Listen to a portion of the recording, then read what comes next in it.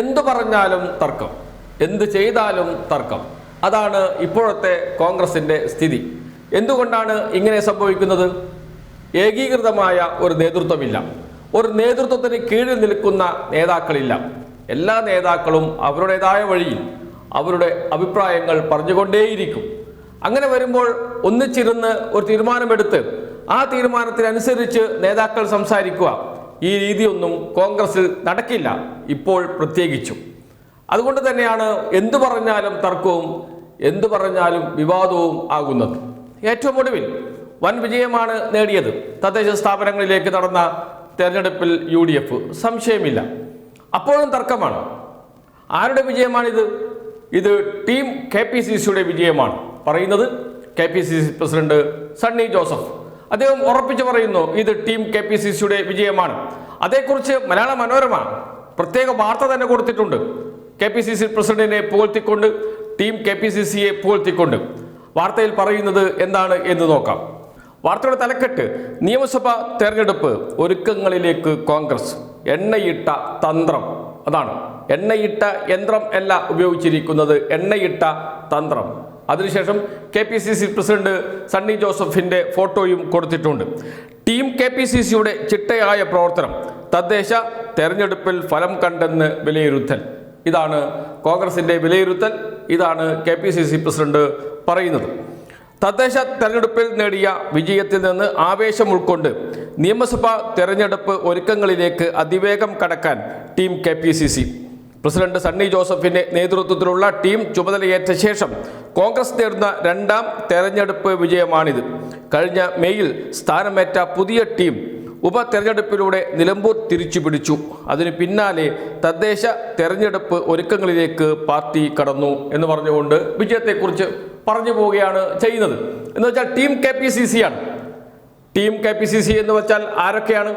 Sunny Joseph KPCC president, working പ്രസിഡന്റുമാരായ APN Kumar, PC Vishnunath, Shafi Parambil, ഇവരെല്ലാവരും ചേർന്നതാണ് KPCCയുടെ ടീം എന്നാണ് മലയാള മനോരമ പറയുന്നത്, KPCC പ്രസിഡന്റ് സണ്ണി ജോസഫ് പറയുന്നത്. എന്നാൽ ഇത് അംഗീകരിച്ചു കൊടുക്കാൻ കോൺഗ്രസിലെ തന്നെ മറ്റൊരു വിഭാഗം തയ്യാറല്ല. അത് പ്രതിപക്ഷ നേതാവ് VD സതീശന്റെ നേതൃത്വത്തിലുള്ള സംഘമാണ്. അവർ പറയുന്നത് ഈ വിജയം ടീം UDFന്റെ വിജയമാണ്. ആരാണ് ടീം UDF? അത് വിശദീകരിക്കുന്നില്ല. ടീം UDFന്റെ വിജയമാണ് എന്നാണ് പ്രതിപക്ഷ നേതാവ് VD സതീശൻ പറയുന്നത്. എന്ന് വെച്ചാൽ KPCCയുടെ പ്രവർത്തന മികവ് അംഗീകരിക്കാൻ പ്രതിപക്ഷ നേതാവിന് കഴിയുന്നില്ല. പ്രതിപക്ഷ നേതാവിൻ്റെ മികവ്, പ്രവർത്തനം അംഗീകരിക്കാൻ KPCC പ്രസിഡന്റിന് കഴിയുന്നില്ല, KPCC ഭാരവാഹികൾക്ക് കഴിയുന്നില്ല. ഇത് ഞങ്ങളുടെ വിജയമാണ്, ഞങ്ങളുടെ വിജയമാണ് എന്ന് പറഞ്ഞു വെക്കുകയാണ് എല്ലാ നേതാക്കളും ചെയ്തുകൊണ്ടിരിക്കുന്നത്. അവകാശവാദവുമായി രംഗത്ത് വരികയും ചെയ്യുന്നു. എന്തിനേറെ പറയുന്നു, വോട്ടെടുപ്പ് ദിവസം പോലും ഒരു കാര്യത്തിൽ ഒരേ അഭിപ്രായം പറയാൻ കഴിയാത്ത നേതാക്കൾ. വിഷയം രാഹുൽ മാങ്കൂട്ടത്തിൽ തന്നെയാണ്.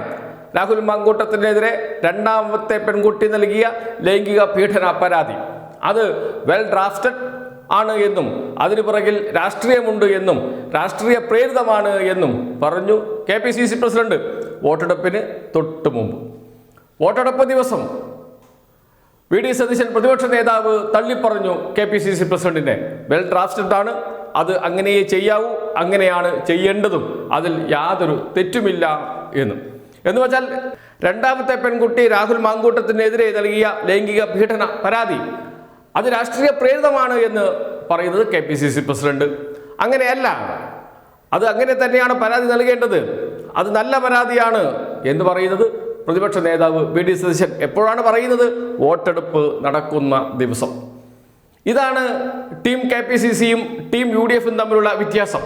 പരസ്പരം അംഗീകരിക്കാൻ കഴിയാത്ത അവസ്ഥയിൽ കോൺഗ്രസ് ഇപ്പോഴേ രണ്ട് വഴിക്കാണ്. അങ്ങനെയാണെങ്കിൽ നാളെ എത്ര വഴിയായിരിക്കും എന്നതേ ഇനി അറിയാനുള്ളൂ.